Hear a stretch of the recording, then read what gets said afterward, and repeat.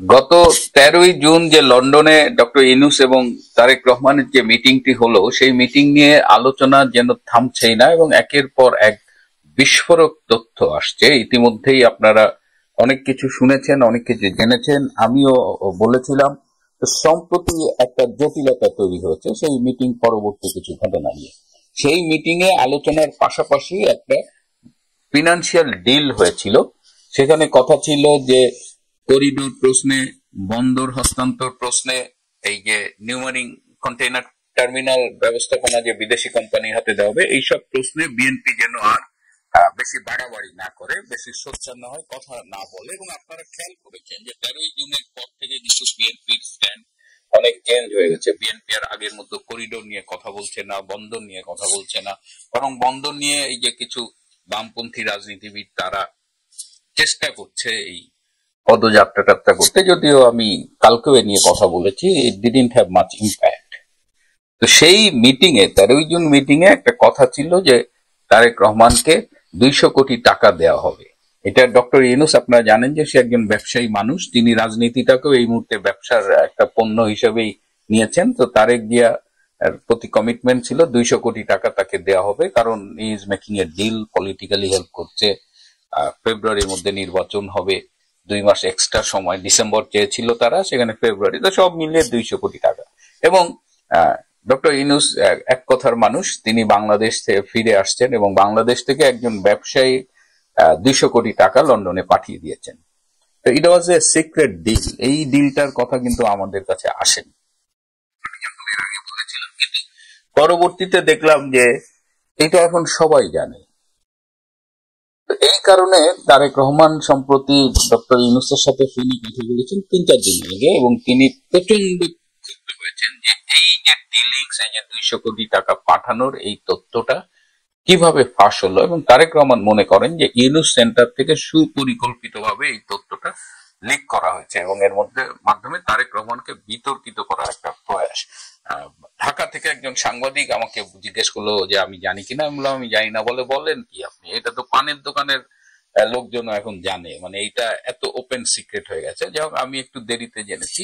তো যাই হোক, সেই ফোন আলাপের কথা বলছিলাম। সেই ফোন আলাপে তারেক রহমান ডক্টর ইউনূসকে আরো কিছু বিষয় খুব কড়া কথা বলেছেন। যেমন 13ই জুনের বৈঠকের ডিল ছিল যে উইদিন ফেব্রুয়ারি শর্ত সাপেক্ষে নির্বাচন হবে। তা ধরেই নেওয়া হচ্ছে যে নির্বাচনটা রোজার আগেই হবে, কারণ যেসব শর্ত আছে সেসব শর্ত খুব কঠিন এমন কিছু না। কিন্তু সম্প্রতি আমরা খেয়াল করছি যে জামাতে ইসলামের বক্তব্য আপনাদের চোখে পড়েছে যে দেশের বর্তমান যে অবস্থা, সেই অবস্থায় কিসের নির্বাচন। এদিকে এনসিপি, যাদের 1% সমর্থনও নাই, যারা সমাবেশ ডাকলে 50 জন লোকও এখন হচ্ছে না, এখন দেখি যে টাকা দিয়ে লোক আনে, সেখানেও সমস্যা হচ্ছে। তো এই এনসিপি বলছে যে বর্তমান সংবিধানের অধীনে কোনো নির্বাচন হবে না, এই সংবিধানকে ছুঁড়ে ফেলতে হবে এবং নতুন সংবিধানের অধীনে নির্বাচন হবে। তো সো দিস ইজ অল আর অ্যাবসার্ড কথাবার্তা আর কি।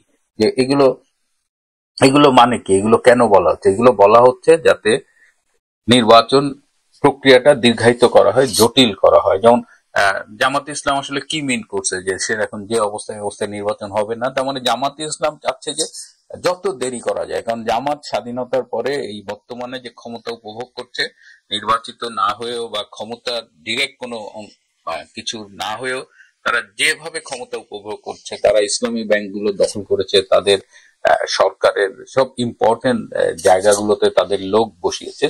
জামাত মনে করছে যে এভাবে যদি পরের ঘরে বন্দুক রেখে গুলি করা যায় সমস্যা কি, কিন্তু দেশের কি এমন অবস্থা, এটা কিন্তু তারা ক্লিয়ার করে বলেনি যে মানে এই অবস্থায় নির্বাচন করা যাবে না। আর এনসিপির কথা কি বলবো, এই যে 2-3 দিন আগে জুলাই মাসে তারা ওই যে বঙ্গভবন, 3রা জুলাই তারা যে বঙ্গভবনে যাবে, রাষ্ট্রপতিকে ছুড়ে ফেলে দেবে, হ্যাঁ, এইসবের জন্য তারা সমাবেশ ডাকছিল একটা।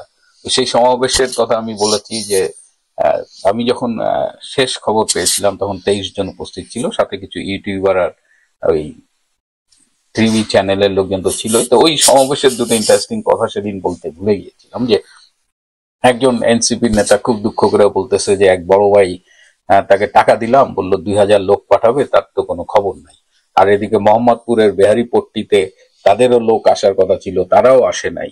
মানে এখন এনসিপি এখন ভাড়ায়ও লোক পাচ্ছে না, মানে এনসিপির এইরকম একটা অবস্থা যে ভাড়ায়ও তারা লোক পাচ্ছে না। তো এই অবস্থায় তারেক রহমান ক্ষুব্ধ হয়ে ডক্টর ইউনূসকে জিজ্ঞেস করেছেন যে তাহলে হচ্ছেটা কি, আপনি কি এরা যে এই কথাগুলো বলছে এরা কি আপনার পরামর্শ বা নির্দেশ ছাড়া এই কথাগুলো বলছে? আপনি তো এদের দিয়ে এই কথাগুলো বলাচ্ছেন যাতে নির্বাচন ফেব্রুয়ারিতে না করতে হয়, এবং এই নির্বাচন ফেব্রুয়ারিতে না করার জন্য আপনি নানান ভাবে গুটি চালছেন, ষড়যন্ত্র করছেন, এগুলো তাই সেই ষড়যন্ত্রের অংশ। তো এই কথাগুলো শুনে এবং তারেক রহমান খুবই খুবই খুবই ক্ষুব্ধ ছিলেন আর কি এই ফোন আলাপে। তো এখন দেখা যাক, আমরা তো 13ই জুন থেকে বলে আসছি যে বিএনপি এবং তারেক রহমান ইউনূসের ট্রাপে পা দিয়েছেন, আপনারা অনেকে বিশ্বাস করেননি, কিন্তু এখন যেভাবে ঘটনাগুলো ঘটছে তাতে তো আপনারা নিশ্চয়ই বুঝতে পারছেন যে এখন পরিস্থিতি কোন দিকে যাচ্ছে, এবং ফেব্রুয়ারির মধ্যে নির্বাচন হওয়ার সম্ভাবনা খুবই কম। প্লাস বিএনপি কে ক্রমশ বিতর্কিত করা হচ্ছে। আপনারা দেখেন যে বিএনপির সারা দেশে বিএনপির নামে নানান রকমের ঘটনা ঘটানো হচ্ছে, বিএনপি ঘটাচ্ছে বেসিক্যালি, বিএনপির নামে আর বলি কি করে, এবং সেই ঘটনাগুলোতে বিএনপির রাজনৈতিক অবয়বে কালিমা লাগছে। পাশাপাশি জামাত এবং এনসিপি ক্ষমতার ভাগ তারা উপভোগ করছে। তো এই অবস্থায় এখন দেখা যাক বিএনপি যে ট্রাপে পা দিয়েছে, বিএনপি সেখান থেকে কতদূর যেতে পারে, আদৌ বাংলাদেশে ফেব্রুয়ারির মধ্যে নির্বাচন হয় কিনা, এই বিষয়গুলো আমাদের দেখার রয়েছে। আজকে এই পর্বের একদম শেষে একটা ছোট্ট ভিডিও দেখাই যে আপনাদের অনেকবার আমরা বলার চেষ্টা বলেছি যে এই জুলাই আগস্টের গত বছরের যে ষড়যন্ত্র, সেখানে তৃতীয় পক্ষ স্নাইপার রাইফেল দিয়ে হত্যাকাণ্ড ঘটিয়েছে। শুধু স্নাইপার রাইফেল না, তারা আরো নানা রকমের অস্ত্র এনেছিল। আজকে আপনাদের একটা ছোট্ট অস্ত্রের ভিডিও ক্লিপ দেখাবো। এটাকে বলে পেন গান। এটা উদ্ধার করা হচ্ছে খুলনার ফুলতলা থেকে। আপনারা দেখেন, এটি মিস করবেন না, যে দেখেন জুলাই আগস্টের ষড়যন্ত্রে তাদের কতখানি প্রস্তুতি ছিল।